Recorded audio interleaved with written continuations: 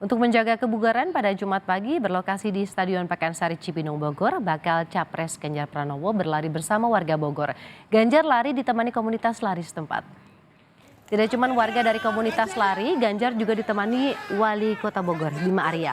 Stadion Pakansari Cibinong Bogor biasanya jadi tempat lari pagi dan sore warga Bogor.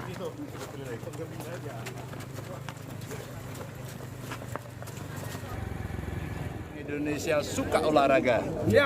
Setidaknya saya senang sekali karena begitu banyaknya kelompok-kelompok klub-klub lari.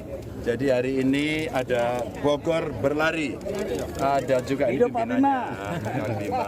Tadi ada apa lagi yang merah tadi ya? Kawan lari.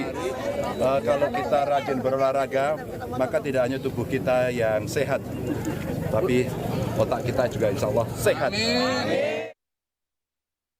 Kabari Mas Ganjar mau lari, saya temenin di sini karena ya kebetulan pas hari libur juga ya, dan udah lama nggak lari di Pakansari. Ya, senang aja melihat Mas Ganjar mendorong anak-anak muda untuk terus konsisten lari. Ini kan salah satu konsistensi pemimpin untuk terus olahraga.